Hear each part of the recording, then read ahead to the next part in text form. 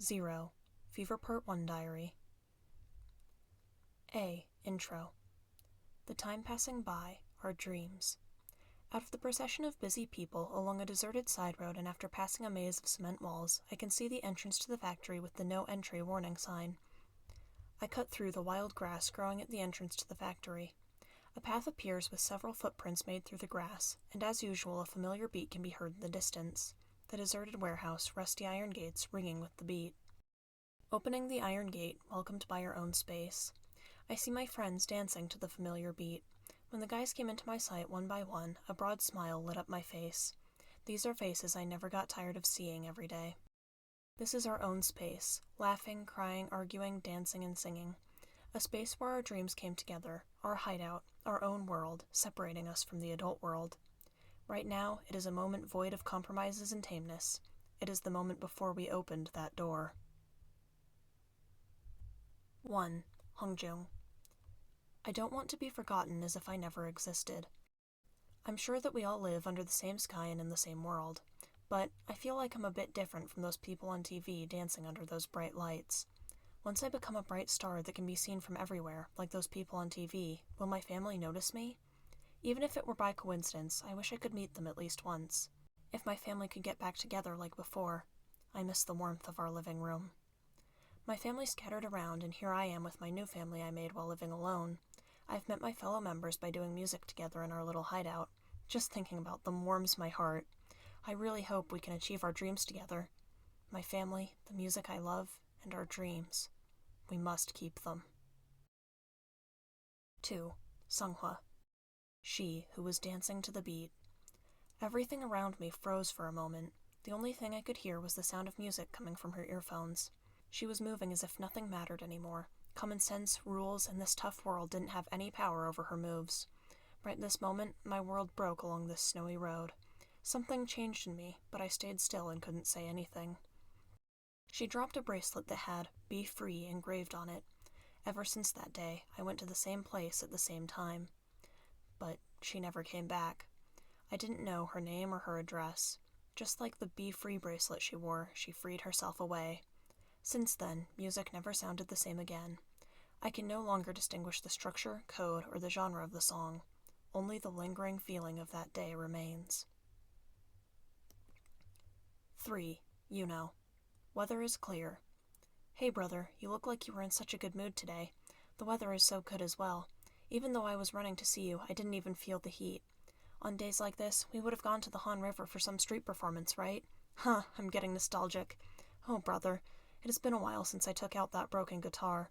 I wanted to get rid of it because it always reminded me of a broken side of you, but since it's a guitar you cherished so much, I just left it out of sight because it seemed like you abandoned your dream. You know, brother, I have a friend like you in my team. His name is Hongjung.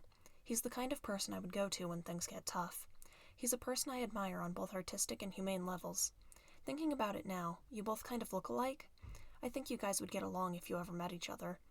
You know, now I'm laughing thanks to Hongjung and the guys from the team. I avoid thinking about these painful memories, and instead I'm focusing on the dreams you couldn't achieve. I will make them happen. The boys and I will make it happen. When that time comes, you must wake up from the long hibernation. I want to show you all of it. I'll be back tomorrow. Good night. 4. Yosong. Just like a Midsummer Night's Dream. I was never too good with mechanics. It all started when I dismantled the speaker. Every time I felt stuffy, I would disassemble various appliances or instruments and then reassemble them back together. My parents had everything planned for me, doing the same routine at the exact same time. The only time I could go out of this cycle was when I disassembled and reassembled things. Thanks to this weird habit, I met the guys. That day in that shabby warehouse, a bunch of guys I'd normally run away from asked me if I knew how to work a drone. This whole encounter was a bit strange. I actually was lost and wandering around. The sound of music was what brought me to that place. From that day on, I went there every day. The best feeling was dancing to the music. Dancing was such a mind-blowing activity. Even when I saw my parents' worried faces flashing before my eyes, I just couldn't stop. For the first time ever, I felt alive. Hearts pounding like it's about to burst out, and this tingling feeling coming up from my fingertips started to take over me. Was there a moment when I wanted something this bad? One by one, more children started to say my name. The path that I only walked with one other person became a path to many. Slowly, the word I became ours. However, now I must leave the ours. If I back out, everything will be back to normal, the scattered members in the stolen hideout. I'm sorry, guys. 5. Son. I don't know. I was always laughing, but I always felt lonely. I just couldn't open up, or maybe I've never had the time to open up. Every time I got closer to someone, I had to move. It's happening again today, but this time it's a little different. Now I have friends to talk to about my feelings. As soon as I saw them, I knew right off the bat, they're like me.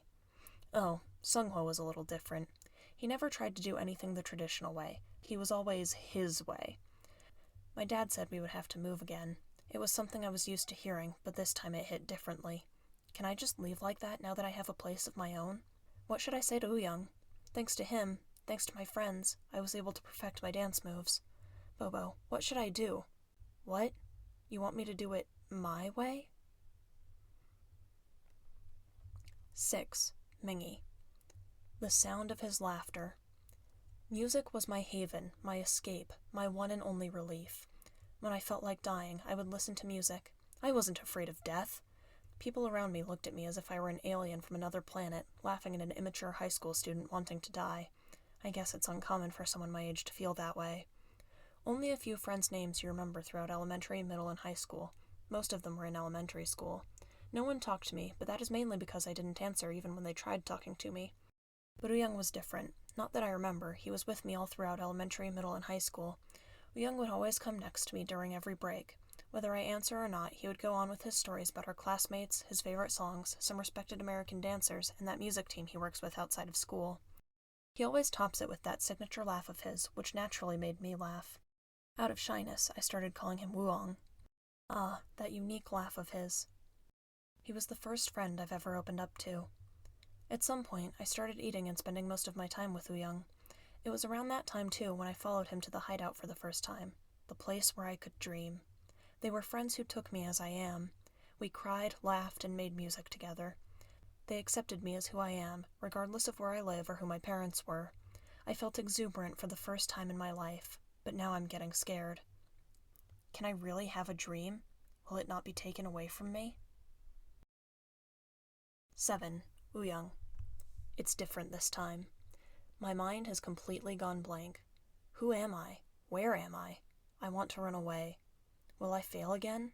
When I was practicing dancing alone, I was pretty confident. My practice video on social media had reached over 100,000 views. Many people contacted me, and even big entertainment agencies offered me to audition for them. But once I felt their look towards me, I just couldn't move.